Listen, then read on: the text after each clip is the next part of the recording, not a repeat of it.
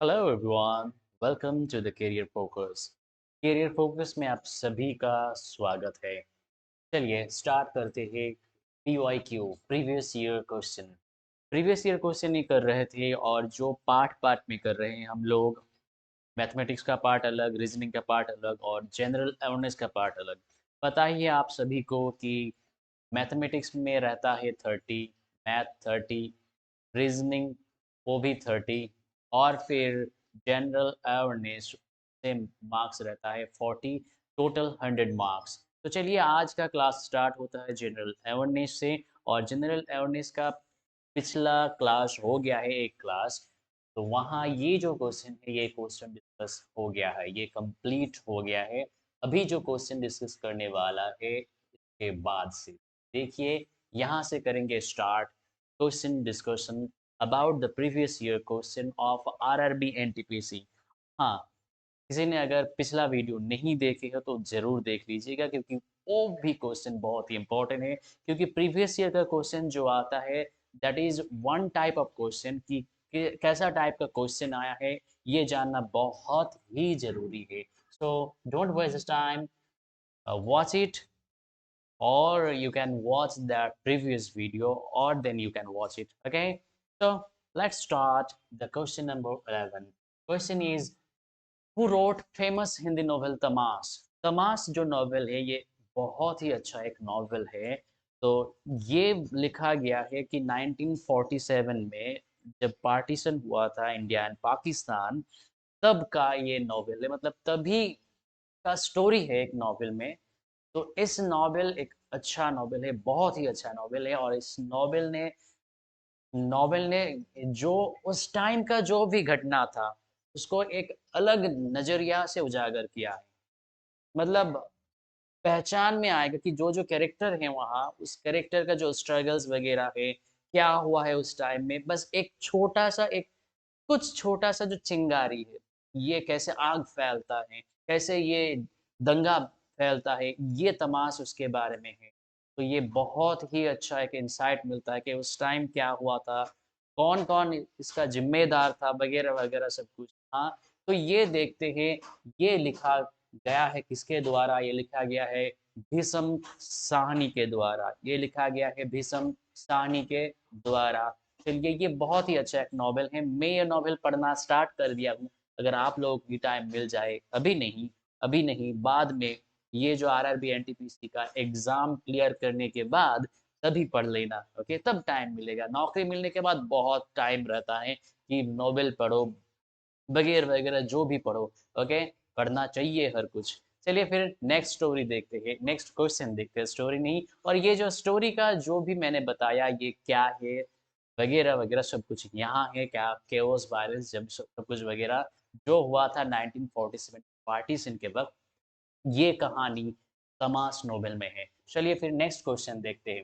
When did Simon commission arrive in India? Simon commission India में कब आया था? अच्छा, साइमन कमीशन, ये कमीशन हुआ था 1927 में। ये साइमन कमीशन का गठन हुआ था। ये साइमन कमीशन का गठन हुआ था। इसमें क्या था, जितने भी मेंबर्स थे, सभी मेंबर्स, जितने भी मेंबर्स थे, सभी मेंबर्स थे ऑल व्हाइट मेंबर। ये ऑल व्हाइट मेंबर मतलब इसमें कोई भी इंडियन नहीं था। और ये साइमन कमीशन क्यों गठन किया गया था, इसका एक कारण है, रीजन है वगैरह। ये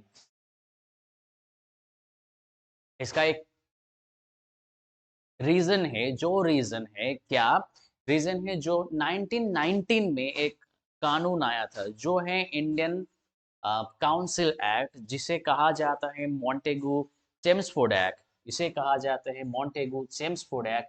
1919 में वो एक्ट आया था, मॉन्टेगू चेम्सफोर्ड एक्ट। ओके, तो उसके बाद 1919 में ये कानून कैसा चल रहा है, वगैरह वगैरह सब कुछ के एक रिवीजन के द्वारा, मतलब ये रिव्यू रिव्यू लेना था किसको, ये साइमन कमीशन को लेना था। और ये कमीशन गठन होना था 1929 को।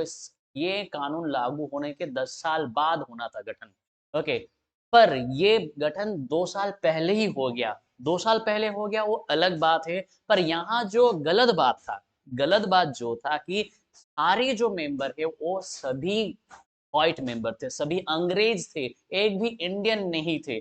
इसीलिए इसीलिए जो साइमन कमीशन जब लैंड हुआ कहाँ, 1928 में लैंड हुआ, मतलब ये पोर्ट बॉम्बे पोर्ट था तब, बॉम्बे पोर्ट में आया पानी के रास्ते से February 3 को 1928, तब बहुत ही ज्यादा प्रोटेस्ट हुआ, पूरे देश में प्रोटेस्ट हुआ। ये प्रोटेस्ट चलता ही गया और उसके बाद इस प्रोटेस्ट में लाहौर लाहौर में लाला लाजपत के ऊपर लाठी चार्ज हुआ और उसमें वो बहुत ही गंभीर घायल हुए और उसके बाद उठ नहीं पाए और वो प्राण त्याग दिया। सो ही डाइड। ये हुआ था तब। और ये करा था क्या, सॉन्डर्स, ये डिस्कशन किया था पिछले वीडियो में। सॉन्डर्स एक पुलिस ऑफिसर था, उसने ये लाठीचार्ज किया था। तो उसका का जो असैसिनेशन किया था, किसने किया था, भगत सिंह, सुखदेव और राजगुरु ने। कितने साल, कौन से ईयर में, 1929 में किया था ये असैसिनेशन।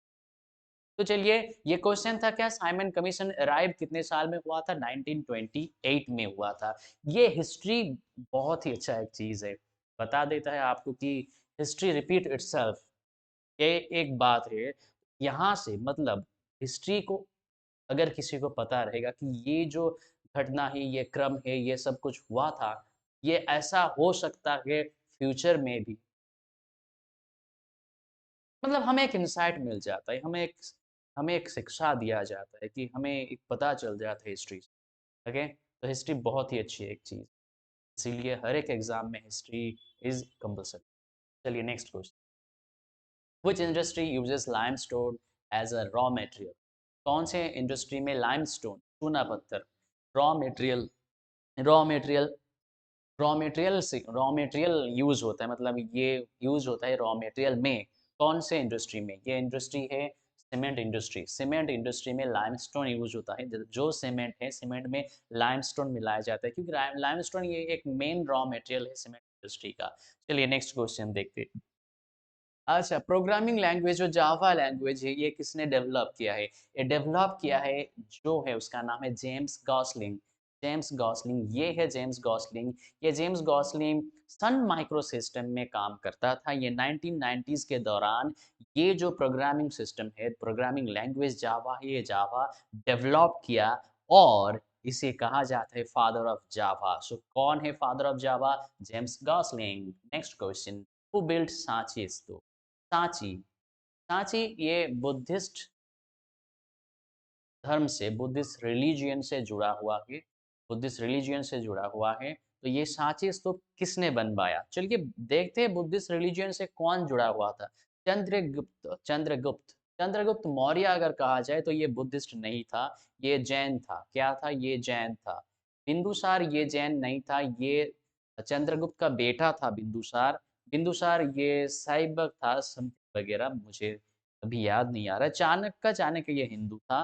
और ये अशोक ही था जिसने बनवाया क्या, ये सांची का स्तूप। सांची का स्तूप बनवाया अशोक ने। अशोक बनवाया है 3rd century BCE में। और ये एक बहुत ही इम्पोर्टेंट, एक रिमार्केबल आर्किटेक्चर एंड आर्ट है उस टाइम का, उस मौर्य एरा का। ओके, चलिए देखते हैं next question. The national flag of India is said to have hoisted at dash in 1996। 1906 साल में कहाँ जो नेशनल फ्लैग ऑफ इंडिया है ये वेस्ट किया गया था, ये उठाया गया था, कौन से शहर में, पटना में या फिर कोलकाता या फिर न्यू दिल्ली या फिर अहमदाबाद।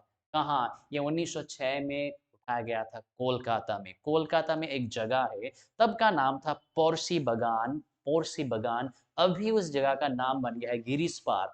ये जो गिरीश पार्क है वहाँ ये वेस्ट किया गया था इंडियन फ्लैग 1906 में। ओके, चलिए फिर अब नेक्स्ट क्वेश्चन देखते हैं। The pistil in the flower. ये पिस्टिल क्या है, पिस्टिल इसका हिंदी बोला जाता है गर्भ केशर चक्र। गर्भ केशर चक्र, ये जो गर्भ केशर चक्र है, मतलब ये एक सेक्सुअल पार्ट है, सेक्सुअल पार्ट नहीं बोलते, रिप्रोडक्टिव पार्ट है। रिप्रोडक्टिव पार्ट है कि जनन अंग बोला जाता है कि जनन अंग, रिप्रोडक्टिव पार्ट। जनन अंग है ये। तो ये जनन अंग जो गर्भकेशय चक्र है, गर्भकेशर चक्र, गर्भकेशर चक्र ये फीमेल का जनन अंग, फीमेल का रिप्रोडक्टिव पार्ट होता है।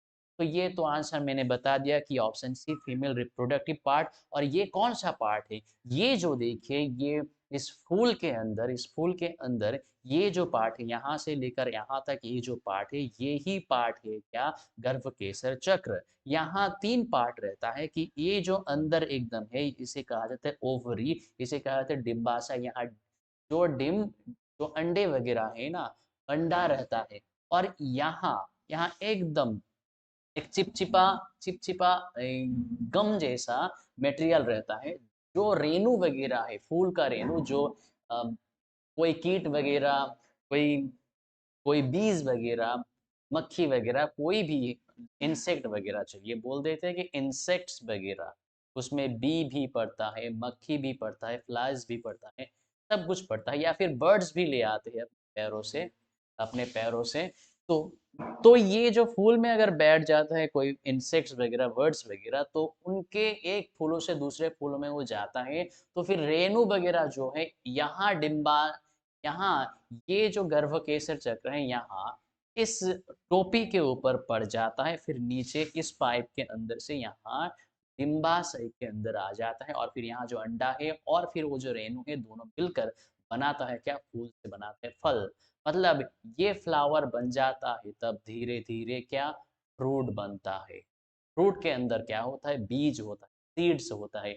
ये जो सीड्स सीड्स तभी तब क्या बनता है, फीड से, सीड से तब बन जाता है एक न्यू और प्लांट बन जाता है। तो ऐसे ही रिप्रोडक्शन करता है क्या, ऑन प्लांट्स वगैरह, फूलों से होता है फ्रूट, फ्रूट के अंदर रहता है सीड, और सीड से फिर होता है प्लांट्स, प्लांट से फिर बड़ा होता है, फिर फ्लावर, फ्लावर से फ्रूट वगैरह सब कुछ। चलिए next question. According to World Development Report, countries having per capita income more than the US dollar rupees US dollar 20 12,000 sorry 12,000 per annum as 2016 are called। अच्छा, जो कंट्री का पर कैपिटा इनकम $12,000 से ज्यादा है, मोर देन ज्यादा है, उस country को क्या कहा जाता है, पोर कंट्री, या फिर लोअर इनकम कंट्री, या फिर रिच कंट्री, या फिर लो मिडिल इनकम कंट्री। अच्छा, $12,000 ये इंडियन रुपी में क्या होता है, चलो लगभग एक रफ हिसाब करते हैं कि एक एक डॉलर मीन्स 80 रुपया, चलो मान लेते हैं 80 रुपया, लगभग वही है 78 80, ऐसा ही जोड़ता रहता है। आप लोग देख लीजिएगा राइट कैलकुलेशन वगैरह, तो एक रफ आइडिया मिलता है कि ये 96 और यहाँ पे 3 जीरो लगा दिए, तो 96 3 जीरो लगा दिए 9 लाख समथिंग। तो ये राउंड फिगर मार लेते कि राउंड फिगर अगर इसे कर ले तो ये 10 लाख, मतलब इंडियन रुपी में अगर किसी कंट्री का पर कैपिटा इनकम 10 लाख से ज्यादा है, 10 लाख से ज्यादा है, तो फिर वो उस कंट्री को क्या कहा जाता है, गरीब कंट्री, या फिर लो इनकम कंट्री, या फिर ये रिच कंट्री, या फिर लो मिडिल इनकम कंट्री, क्या कहा जा सकता है। देखिए इंडिया में तो सभी का इनकम, ये महीने का नहीं भाई, ये महीने का नहीं, ये एनुअल इनकम, साल का इनकम। तो ये साल का इनकम सभी का 10 लाख से ज्यादा नहीं है, किसी का 10 लाख से कम है, बहुत का, बहुतों का कम है 10 लाख से ज्यादा। तो जिस कंट्री का ये 10 लाख से ज्यादा इनकम होता है उसे रिच कंट्री कहा जाता है, रिच कंट्री। अभी देखिए पोर कंट्री से कहा जाता है, देखिए पोर कंट्री का ये, पोर कंट्री, जैसे देखिए ये पोर कंट्री, लो इनकम कंट्री, मतलब ये पोर कंट्री है, पोर कंट्री का इनकम डॉलर में पर एनम में 1000 रुपीज, रफली $1000, सॉरी $1000। और यहाँ लो मिडिल इनकम कंट्री $1000 से $4000, रफली बता देता हूँ, ये $4000 से 12,000 या $13,000 तक रहेगा, रहेगा तब ये अपर मिडिल कंट्री, और उसके ऊपर जो रहेगा तो हाई इनकम कंट्री, मतलब रिच कंट्री रहेगा। ओके, तो ये है एक डिवीजन है कंट्रीज वगैरह का, ये क्लासिफाइड किया गया है किसके द्वारा, ये करा गया है ऑल डेवलपमेंट रिपोर्ट के द्वारा। ओके, चलिए फिर नेक्स्ट क्वेश्चन देखते हैं। When was INSAT 1B, INSAT 1B ये क्या है, एक सैटेलाइट है। तो ये कमीशन कौन से साल में किया गया था, 85, 83, 87 और 80, कौन से साल में? ये 83 में किया गया था। ऐसे याद रखें कि इंडिया 83 में वर्ल्ड कप जीता था, क्रिकेट वर्ल्ड कप। तो 83 में भी एक सैटेलाइट लॉन्च किया गया था जिसका नाम है, और नाम था वो भी कह सकते हैं कि ये नाम है इनसैट 1B। और ये लॉन्च किया गया था अगस्त 30 को 1983 में। ओके, ये जो सैटेलाइट है, ये सैटेलाइट वगैरह क्या किसमें काम आता है? ये कम्युनिकेशन वगैरह में काम आता है, मतलब टेली कम्युनिकेशन, जहाँ टेलीफोन वगैरह का काम आता है, इंटरनेट वगैरह जो भी आ रहा है, ब्रॉडकास्टिंग में काम होता है, मेट्रोलॉजिकल डेटा सभी सर्विसेज वगैरह में ये काम आता है। क्या ये सैटेलाइट काम आता है? और जो इंटरनेट हम लोग यूज़ कर रहे हैं, क्या डायरेक्ट सैटेलाइट से आ रहा है? नहीं, ये डायरेक्ट सैटेलाइट से नहीं आ रहा है ये इंटरनेट वगैरह। डायरेक्ट सैटेलाइट का वगैरह अभी जो इंडिया में है वो काम कर रहा है कि मिलिट्री इंटेलिजेंस वगैरह डायरेक्ट सैटेलाइट से इंटरनेट लेते हैं। पर ये स्टारलिंक जो एक कंपनी है जो एलोन मास्क का है, इंडिया में भी ऑपरेशनल हो जाएगा, पर ये अभी तक नहीं हो पाए, शायद हो जाएगा कुछ सालों में। चलिए फिर, ये हो गया है 10 क्वेश्चन आज का। नेक्स्ट वीडियो में और 10 क्वेश्चन करते हैं। मिलते हैं फिर नेक्स्ट वीडियो में। अगर वीडियो अच्छा लगे तो जरूर लाइक कर देना, शेयर कर देना, और हाँ, सब्सक्राइब कर देना। चलिए बाय बाय, नेक्स्ट वीडियो मिलते हैं।